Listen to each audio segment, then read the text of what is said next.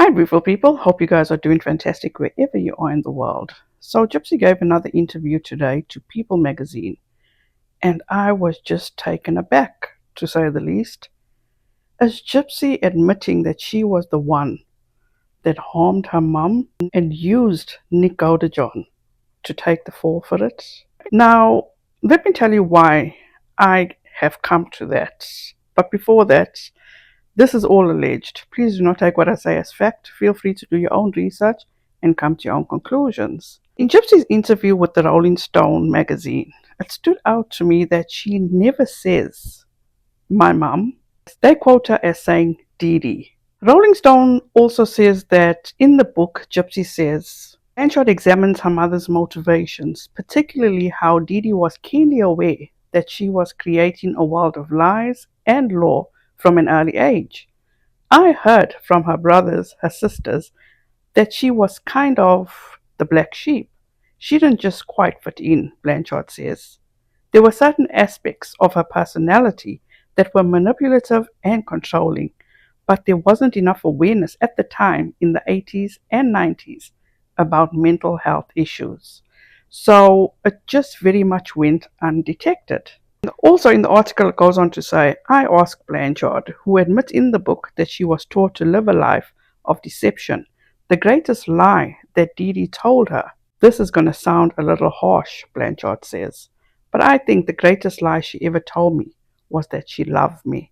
That was really shocking for me to hear Gypsy say that she feels that her mum lied to her because her mum told her she loved her.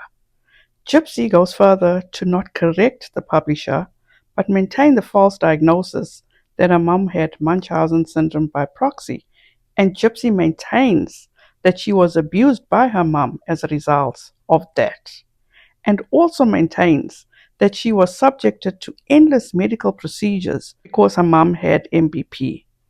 But Gypsy fails to mention that she has a microdeletion, and that's why she had those medical procedures and needed those medical procedures. She seems to have a mission to make her mum the ultimate perpetrator in order for her to be the ultimate victim. Since Gypsy knows and is now aware that people, the majority of the public, no longer is buying into her bullshit, and that her plan of continuing what she learned from her own mum, and that is to manipulate the masses for her own selfish gain, is not working.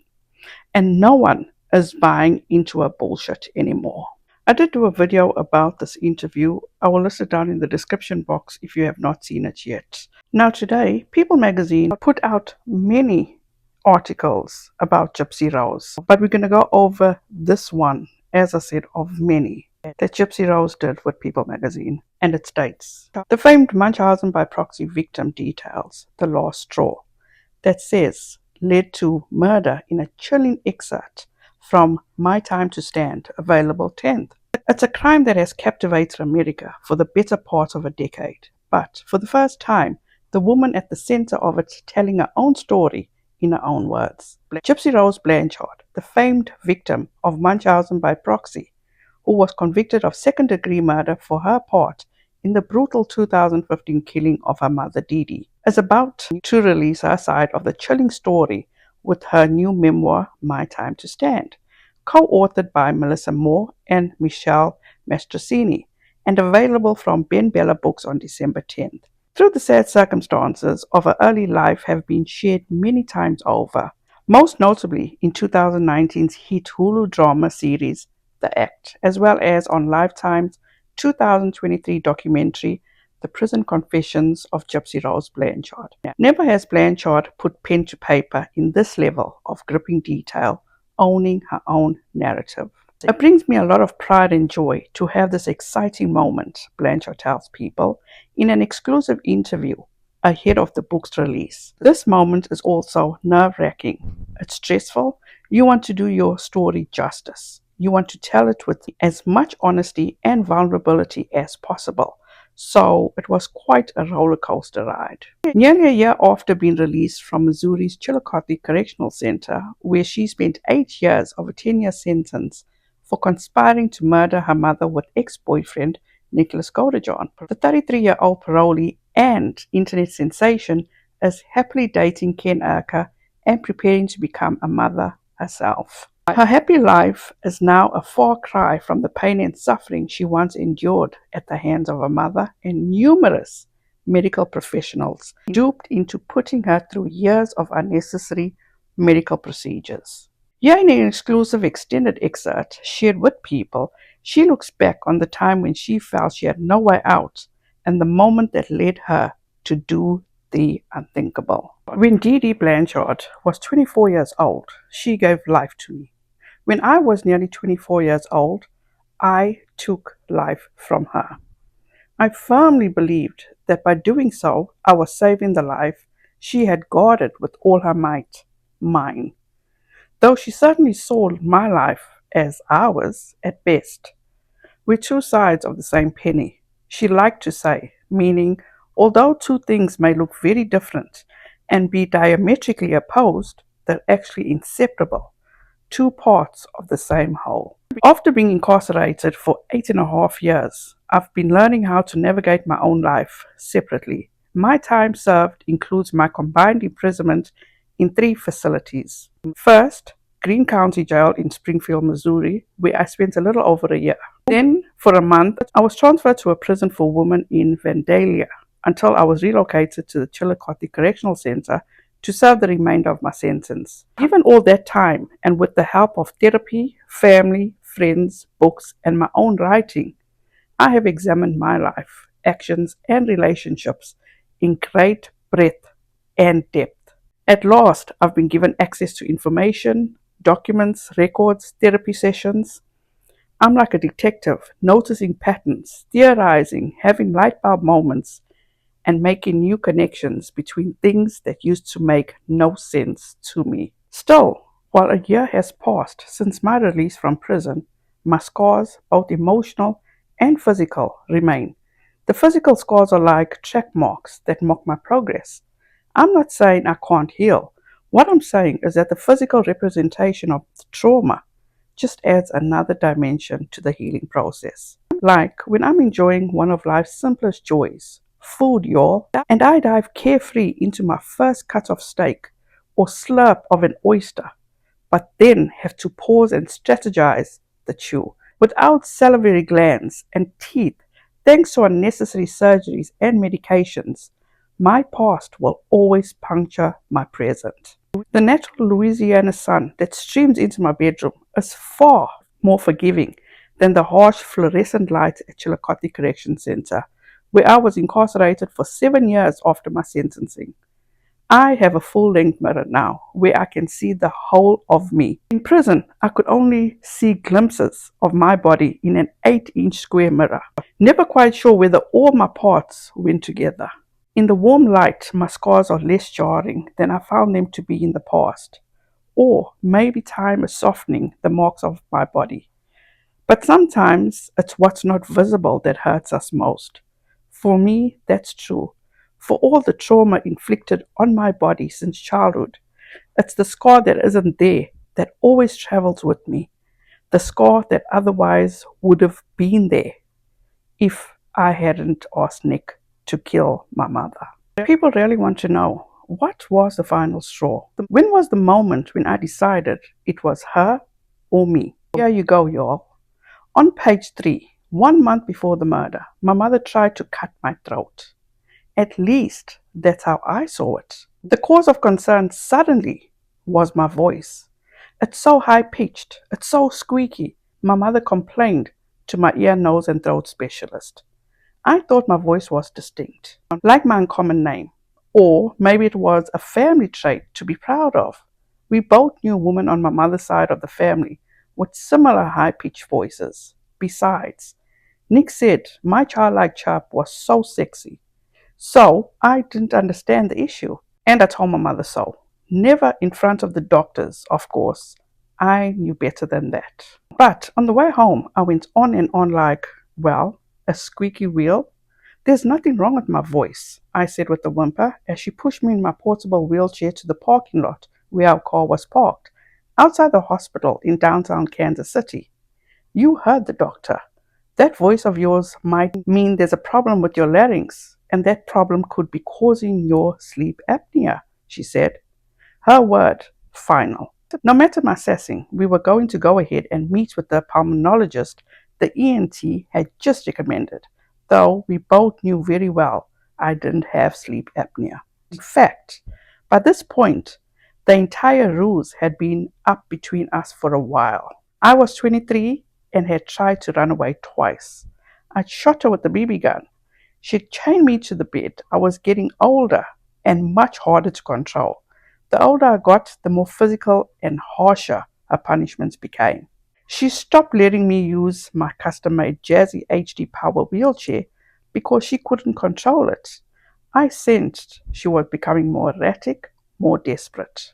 Only now do I see how her back was against a wall. The lie of the life she had created could have gotten her thrown in jail on a list of felony charges as long as the bayou.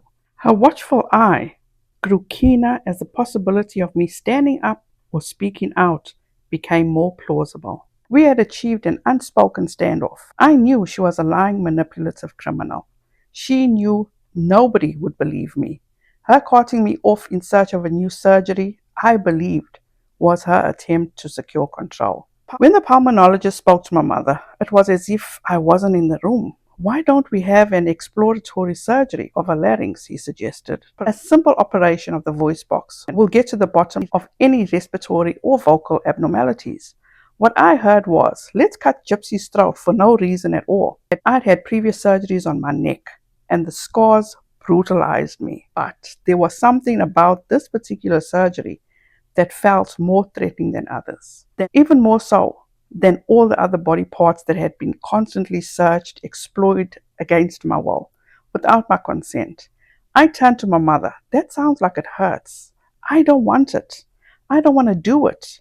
Tears didn't form. Rage did.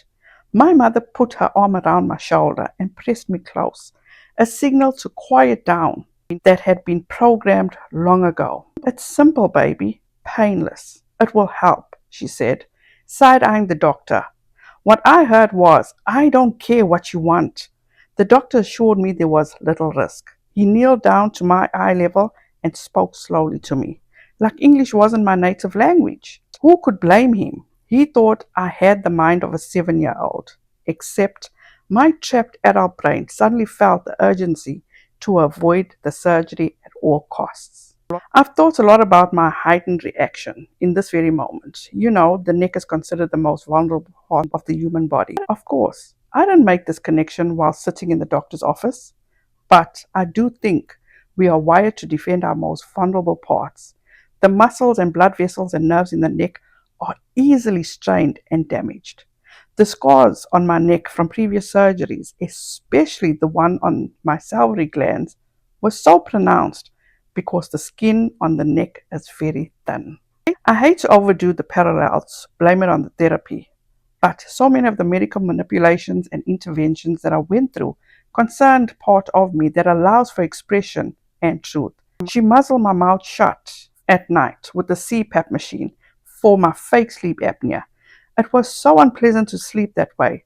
It felt like someone was taking a bicycle tire pump and forcing a ceaseless stream of air up my nose. She numbed my mouth with Autogel, so I'd drool and slur. She was responsible for my teeth falling out due to side effects of superfluous medications. By speaking for me and scripting my every interaction, she deprived me of finding my own voice. Now, the way I saw it, my little voice, squeaky as it might be, could be taken from me. Her final play. My mother and the pulmonologist scheduled the operation with the same casual enthusiasm of planning a teeth cleaning. Despite my recent awakening to the reality of my life, it was here where I've truly feared the scope of her malice. The surgery was completely unnecessary, exploratory, the doctor called it, while all the other surgeries also had been unnecessary.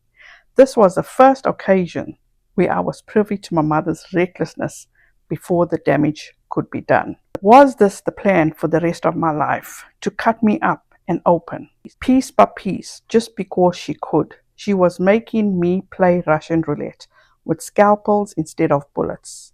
If it wasn't the voice box surgery, the odds seem to be increasingly in favor of me dying on one of the operating tables. Mama, what if they cut me wrong and then I lose my voice and I can't talk? I don't think she would have minded at all. I'm not sure if anybody else caught on to anything, but when I was reading this article and I read Gypsy explain how the neck is considered the most vulnerable part of the body, this is just my opinion, my thoughts, that's all. I had chills going through my entire body. When the crime scene photos of Dee Dee was released and people were shocked to find out that Dee Dee's neck was severely cut, sliced, whatever you want to say. And now to read this article with Gypsy talking about the neck being so vulnerable. Did Gypsy do this to her own mother? When Nick was being interrogated, he only admitted to stabbing Dee Dee 4 times. Gypsy claims that she can't get out of her head her mother screams. Did Gypsy attack her mum while she was asleep on her tummy? Because in her text to Nicholas Godejohn, Gypsy told Nicholas that her mum sleeps light and she sleeps on her tummy. Did Gypsy harm her mother? Did she start it and maybe allowed Nick to think that he did it?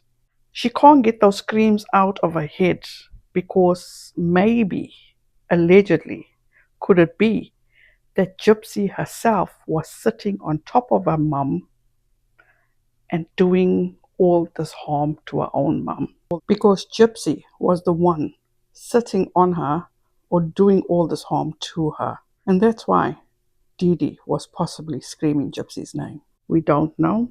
We will never know. And also, don't forget this post she made on Facebook and made it seem as though Nick put this post up that says that bitch is dead. Once again, this is just my speculation, my opinion, my thoughts. The night before Nick came to do the deed for Gypsy, he was in a hotel room communicating with her. And at one point, she didn't respond to Nick's text messages and he began to get angry. And then she finally, or should I say she eventually, responded to his texts and she told him that she was busy shaving, getting ready for him. And she told Nick to tell Victor, as Nick apparently was acting at the time, that all her body parts are shaved. But then Nick asks her if she shaved her bottom half. And she said to Nick that she would shave her legs when he knocks on the door. Now, why wouldn't she have shaved her legs when she shaved all her other parts? That doesn't make sense. What was Gypsy doing? When she was talking about her final straw, she said, and I quote, "1 month before the murder, my mother tried to cut my throat." End quote. Did Gypsy actually do that to her own mother to get back at her mother for wanting to do a medical procedure that she did not want? Gypsy also said, when Dee Dee Blanchard was 24 years old, she gave life to me. When I was nearly 24 years old, I took life from her. Wow. Including when she said, only now do I see how her back was against a wall. The lie of the life she had created could have gotten her thrown in jail on a list of felony charges as long as the bayou. Now, please somebody correct me if I'm wrong. Wasn't it said that both Gypsy and Dee Dee were being investigated for fraud? Didn't Gypsy tell Nick that she was going to name their daughter Aurora? And now that she is having a baby girl, she is naming her daughter Aurora. Is she still trying to control and manipulate Nick? Didn't Gypsy give Nick the excuse to unalive her mother because her mother didn't want to remove her feeding tube?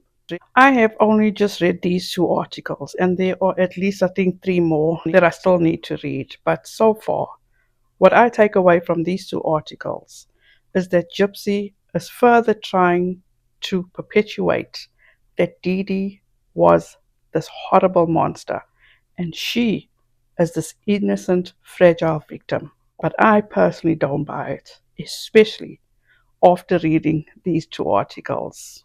I absolutely could be reaching, that's what you guys are there to tell me, But did Gypsy possibly come clean in her part of murdering her own mother? And not just planning it, but physically participating. And she manipulated Nick into thinking that he did it. Let me know your thoughts down in the comment section. Thank you guys so much for taking the time to watch this video. I appreciate each and every one of you. Have a wonderful rest of your week. Please be safe out there. Be kind to one another. And don't forget, make good memories. Bye, guys.